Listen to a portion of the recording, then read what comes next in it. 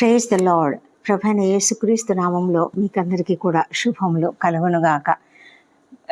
మరొక నూతన మాసంలోనికి దేవుడు మనల్ని ప్రవేశపెట్టాడు. గత మాసం అంతా కూడా దేవుడు మనల్ని ఎంతో క్షేమంగా కాపాడి ఈ నూతన మాసంలోనికి తీసుకువచ్చాడు. మరి ఆయన యొక్క కృప, అనంతమైనటువంటి ప్రేమ, ఆయన యొక్క అమూల్యమైన వాత్సల్యము, ఇవన్నిటిని కూడా మనం జ్ఞాపకం చేసుకుందాం. మన జీవితంలో ఆయన చేస్తున్నటువంటి అనేక గొప్ప కార్యములను కూడా జ్ఞాపకం చేసుకుంటూ ఆయనకి ఎల్లప్పుడూ కూడా కృతజ్ఞతాస్తుతులు చెల్లించే వారంగా ఉందాం. ఈ దినము ఏప్రిల్ మాసం మొదటి దినం కదా. మరి ఈ మాసమంతా కూడా దేవుని యొక్క తోడు మనకు ఉండాలని ప్రార్థన చేద్దాం. ఈ దినం మనము మరియ గురించినటువంటి ఉదంతము, ప్రభువైన యేసుక్రీస్తును ఆమె ఏ విధంగా ఆరాధించింది ఆ విషయం మనం చూడాలి. నిజంగా మరి మార్తా మరియలిద్దరు కూడా సిస్టర్స్. వారికి ఒక సహోదరుడు లాజరు ఈ మధ్యకాలంలోనే మరి 11వ అధ్యాయంలోనే మనం చూసినట్లయితే మరణించినటువంటి లాజరును ప్రభువైన యేసుక్రీస్తు 4 రోజుల తర్వాత లేపినటువంటి సంగతి మనకు తెలుసు కదా. అదొక అద్భుతమైనటువంటి సంఘటన. అందరూ ఆశ్చర్యపోయి ఉన్నారు. అసలు ఎంత అద్భుతాలు చేస్తున్నాడంటే, ఆయన చేస్తున్నటువంటి కార్యాలను చూసిన తర్వాత ప్రధాన యాజకులు, పరిసయ్యులు అందరూ ఏమనుకుంటున్నారంటే, ఇట్లా ఈయన సూచక క్రియలు చేస్తూ ఉన్నాడే, ఈయనను మనం ఇలాగా చూస్తూ ఊరుకుంటే ఏమవుతుంది? అందరూ ఆయన ఎందే విశ్వాసం ఉంచుతారు కదా. అప్పుడు రోమీయులు వచ్చి మన స్థలమును, మన జనమును ఆక్రమించుకుంటారు అని చెప్పుకుంటున్నారంట. అయితే వాళ్ళలో కయపా అనే ఒకతను ఉన్నాడంట. అతను ఏమంటున్నాడంటే, మీకేం తెలుసు? మన జనమంతయు నశింపకుండానట్లు ఒక మనుష్యుడు ప్రజల కొరకు చనిపోవట యుక్తము, ఉపయుక్తమని మీరు ఆలోచించుకున్నరే అన్నాడు. అది ఎందుకు మాట్లాడాడో తెలియదు. మరైతే అతని నోట దేవుడే ఒక ప్రవచనము ఇచ్చాడనమాట. అంటే ఆ విధంగా ఆ ప్రవచనాత్మకంగా మనసులు, అంటే జనముల మనసులు కూడా, ఆయన యొక్క శత్రువుల మనసులు కూడా ఆ విధంగా మారిపోవాలనేసి దేవుడు ఆ విధంగా వారి జీవితాలలో చేశాడేమో మనకు తెలియదు. అయితే ఆ తరువాత పస్కా పండుగకు 6 దినముల ముందుగా ఈ బేతనియాకు వచ్చాడు. అక్కడ ఆయన పస్కా పండుగకు ముందు అక్కడ ఉండాలని అనుకున్నాడు. అక్కడ వారు ఒక విందు చేశారంట, మార్తా, మరియా, లాజరు, వీరంతా కూడా. అయితే లాజరు అక్కడ ఉండడం మరి మనకు వేరే సువార్తలలో ఏం తెలుస్తుందంటే, ఆయన లేపిన లాజరును చూడాలని చాలామంది వచ్చారంట ఆయన దగ్గరికి, అక్కడికి. అయితే అక్కడ జరిగిన ఒక సంఘటన అందరికి కూడా ఆశ్చర్యానికి గురి చేసింది. ఏంటంటే, అక్కడ మరియా ఏం చేసిందంటే, ఎవరు ఊహించని రీతిగా ఆమె ఒక విలువగల అచ్చ జటామాంసి అత్తరు తీసుకొని వచ్చింది. అది కూడా ఎంత తెలుసా? 1.5 సేరు, అంటే చాలా ఎక్కువ. అది కూడా చాలా విలువైనది.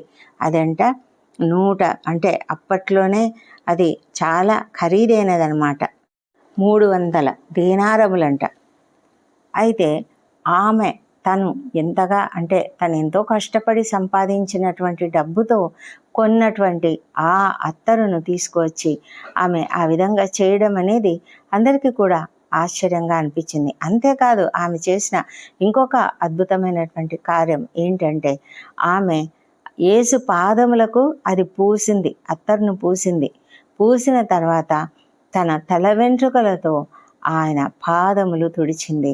ఇక్కడ అద్భుతం ఏంటంటే, మరి గొప్ప విషయం ఏంటంటే, వెంట్రుకలు అనేవి స్త్రీలకు ఘనతగా రాయబడి ఉంది. ఆ వెంట్రుకలతో యేసయ్య పాదాలను ఆమె తుడవడం, అది చాలా గొప్ప విషయం అన్నమాట. అంటే ఆమె తనను తాను అంతగా తగ్గించుకొని దేవుణ్ణి ఆరాధించింది. ఎంత గొప్ప ఆరాధన కదా. తను ఎంతో కష్టపడి సంపాదించినటువంటి ఆ డబ్బుతో అత్తరు కొన్నది. ఆ తర్వాత ఆ అత్తరును ఆ పాదములకు పూసింది. ఆ పాదములను తన తల వెంట్రుకలతో తుడిచింది. మరి ఎంత అద్భుతమైనటువంటి ఆరాధన ఆమె చేసినప్పుడు అక్కడ ఉన్నటువంటి వాళ్ళందరూ కూడా ఏమంటున్నారంటే, ముఖ్యంగా శిష్యులు అంటున్నారంట, ఆయన శిష్యులలో ఒకడు, ఎవరంటే ఇస్కరియోతు యూద. అతను అంటున్నాడంట, ఈ అత్తరు ఎందుకు నువ్వు ఇలా వేస్ట్ చేస్తున్నావు? ఇది 300 దేనారములకు అమ్మి బీదలకు ఇవ్వచ్చు కదా అని అంటున్నాడు. అంటే నిజానికి అతనికి బీదలంటే ప్రేమ ఉందని కాదు, కానీ అతని యొక్క చేతిలో ఎప్పుడు కూడా డబ్బు సంచి ఉంటుందంట. అందులో వేసినటువంటి డబ్బుని ఇతడు దొంగిలిస్తూ వస్తున్నాడు. కాబట్టే అతడు అంటున్నాడు ఈ మాట.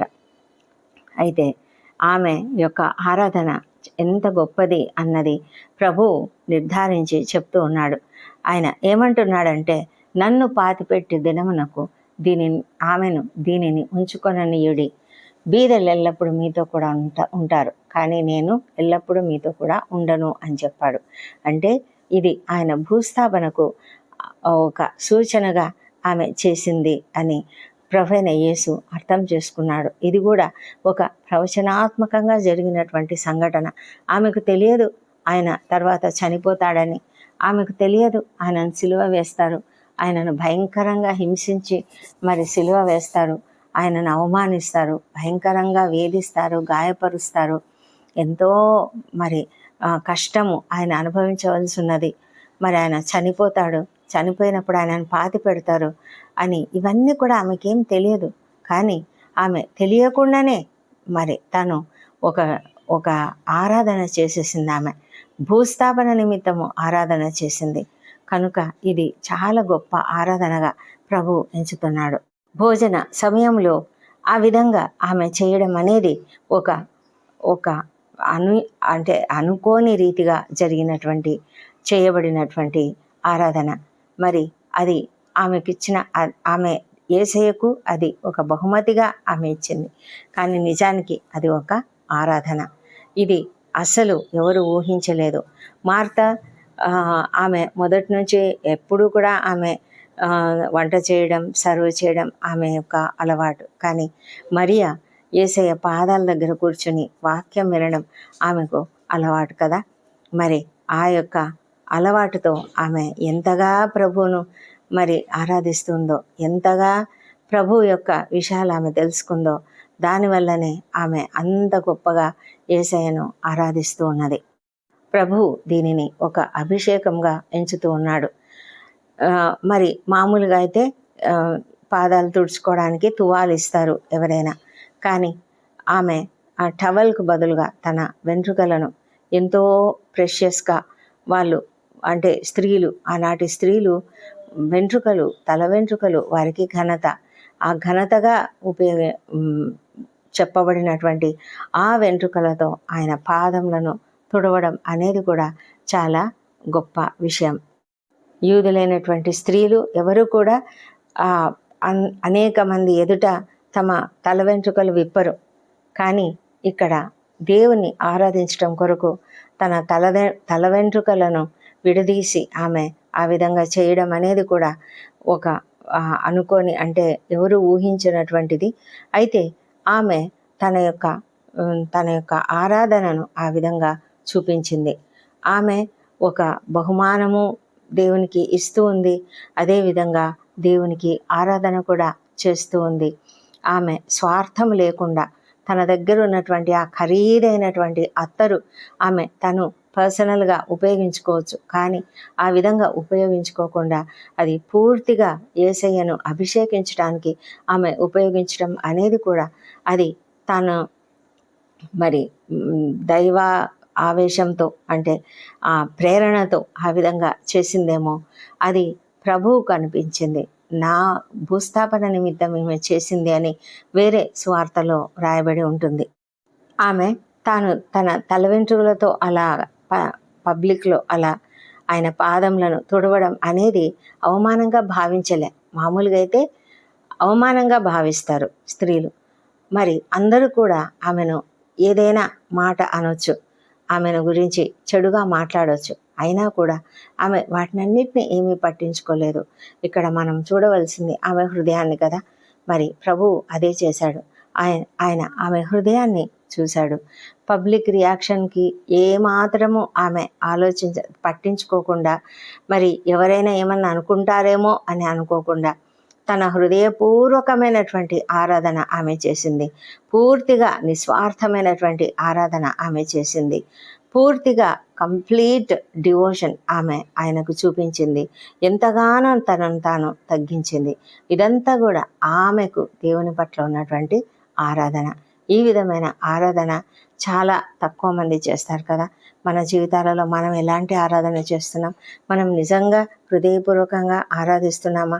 మనలో ఎలాంటి స్వార్థం ఉన్నది? మనలో ఎలాంటి ఫీలింగ్స్ ఉంటాయి? మనమైతే అయ్యో మనం ఇంతమందిలో ఇలా చేస్తే ఎవరెవరు ఏమనుకుంటారో, ఏం బాగుంటుంది అని అనుకుంటూ ఉంటాము. చాలామంది మరి పబ్లిక్గా బైబిల్ పట్టుకొని తిరగరు. మరి ఆరాధనకు వచ్చే వాళ్ళు కూడా బైబిల్ తీసుకొని రారు. ఈ మధ్య కాలంలో అయితే ఇంకొక స్టైల్ ఏంటంటే సెల్ ఫోన్లు తీసుకొని సెల్ ఫోన్లలో నుంచి చూడడం. మరి దేవుని యొక్క ఆరాధనను మనం ఎలా చేయాలి?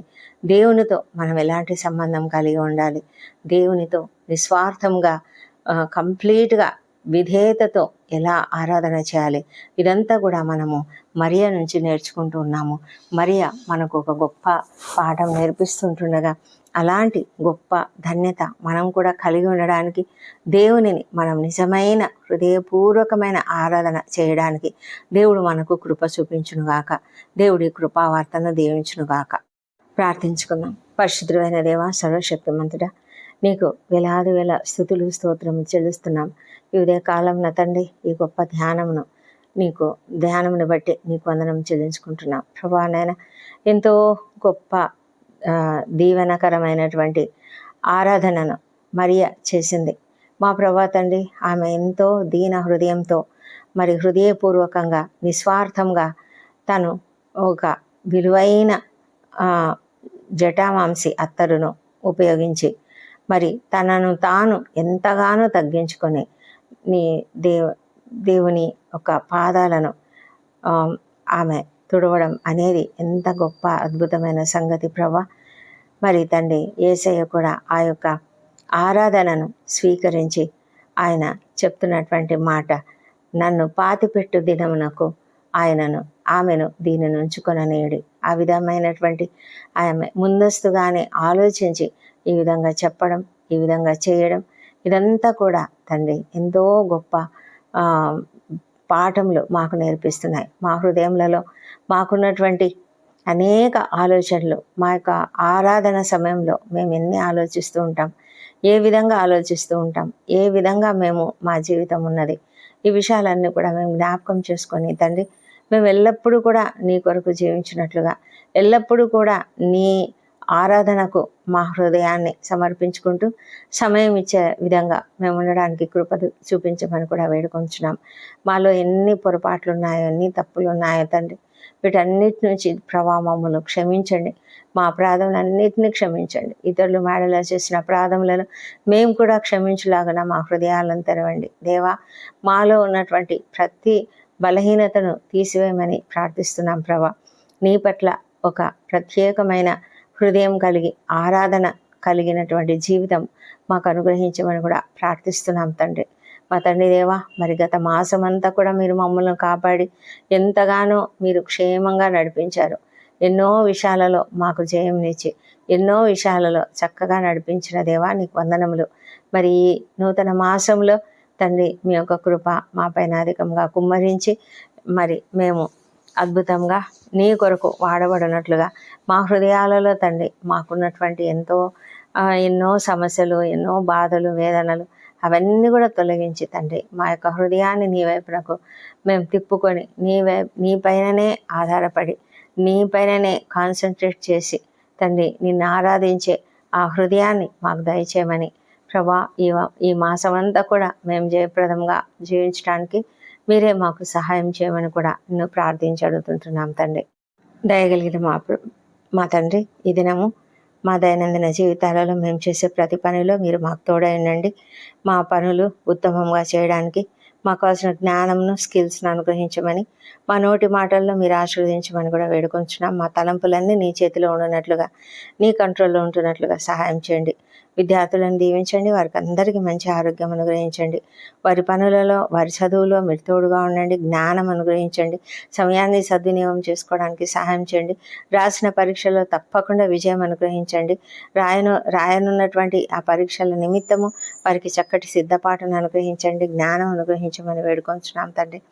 మా ప్రభా తండ్రి, మరి ఎంతమంది అయితే ఈ దినం ఇంటర్వ్యూలకు హాజరవుతున్నారో వారికి విజయం అనుగ్రహించమని వేడుకొంచున్నాము.